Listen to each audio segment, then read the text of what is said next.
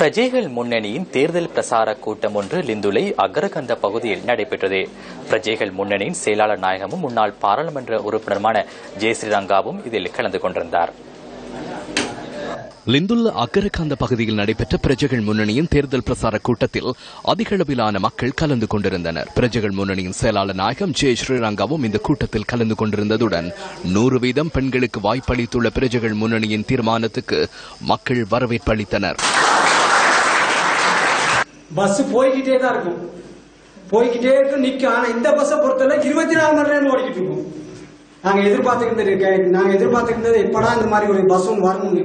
ஆனா அந்த பஸ் வந்துருச்சு. இப்ப 11 பேர் பாராளுமன்றம் அனுப்புறதுக்கு நாங்களும் ரெடியாகவே தான் இருக்கிறோம். முடிஞ்ச அளவுக்கு நாங்க எதிர்பார்த்துருக்க என்னன்னு கேட்டா, மகளிர் அணிக்கு நாங்க ஒரே உதாரணம் என்ன சொல்றேன்னு கேட்டா, எப்படியாவது 11 பேரை வாக்களிச்சு பாராளுமன்றத்துக்கு அனுப்பணுங்கிறது தான் எங்களோட நோக்கம். ஆனா மலையக பெண்மணிங்கிற ரீதியில முதலாக தோட்ட தொழிலாளி ஒரு பெண்மணி பாராளுமன்றத்துக்கு போறதுன்னு சொன்னா, அது முதல் பார்க்க போனா இலங்கையை பொறுத்தவரை முதல் தான் சொல்ல முடியும். இது எதுலயாவது ஒரு கல்லுல எழுதி வைக்கலாம், அதுதான் உண்மை.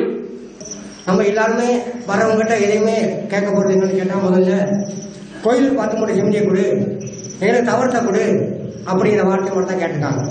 நம்ம கேட்காம ஒரு மண்டபத்தை கட்டி, கலாச்சார மண்டபத்தை கட்டி இதுல இன்னைக்கு நம்ம பிள்ளைகள் எல்லாம் படிச்சு எத்தனையோ கல்யாணங்களும் எந்த தேவைகளை நடத்திக்கின்றால் ரங்காசேரி அவர்களுக்கு நாங்கள் மிக நன்றி கடன்பட்டுள்ளோம்.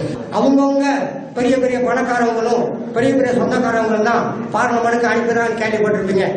ஆனா இந்த ரங்காசேரி அவர் வந்ததுக்கு பிறகு மலையகத்தில் இருந்து பெண்மணியை அனுப்ப வேண்டும் என்றால் ரங்காசேரி அவர்களுக்கு நாங்கள் மிக நன்றி 11 பெண்களும் நம்ம சார்பாக போறாங்க. அதனால இந்த பெண்மணி அவர்களும் அவ்வளவு பேரும் நம்ம மலையகத்துல வேலை செய்யறதுனால நம்ம இவ்வளவு பேரும் சேர்ந்து அவங்களுக்காக நம்ம ஒத்துழைப்பு கொடுக்கணும். இந்த பஸ் நம்மளுக்கு என்னைக்கு தேவைப்பட்ட பஸ், யாரும் நாங்களும் எத்தனையோ கட்சி நடத்தினாங்க, எத்தனையோ பேர் இருந்தாங்க. இப்படி ஒரு சலுகை நமக்கு யாருக்குமே நடக்கல. இதேவேளை பிரஜைகள் முன்னணியின் தேர்தல் பிரசார நடவடிக்கைகள் நுவரெலியா மாவட்டத்தின் பல்வேறு பகுதிகளிலும் முன்னெடுக்கப்படுகின்றன. லிந்துல்ல, அக்கரப்பத்தன, டயகம உள்ளிட்ட பல்வேறு பகுதிகளுக்கு சென்ற பிரஜைகள் முன்னணிக்கு மக்களின் மிகுந்த வரவேற்பு கிடைத்தது. இவ்வளவு காலம் சினிமா பண்டார நாயக்கா ஆட்சிக்கு போனதுக்கு பிற்பாடு பெண்களா இப்ப நீங்க அந்த ஓட்டை போட்டு வெற்றி பெற செஞ்சு அவங்க பெண்கள் விஷயத்த வெளியில உள்ளுக்கு இருந்து வெளியே கொண்டு போறதுக்கு ஆள் இல்லையே, வேலை திட்டத்திலயோ எந்த திட்டத்திலயோ. அப்ப அத பெண்களா போனாங்கன்னா அவங்களுடைய வறுமைய அர்த்தங்களை சொல்லி இப்படித்தான் நடக்குது, ஸ்டேட்ல வேலை செய்யற இடத்துல இப்படித்தான் நடக்குது, நாங்க இப்படி துன்பப்படுறோம், இந்த துன்ப துயரம்லாம் அவங்க வெளியிட்டு அவங்க பேசி கொண்டு வரட்டும்.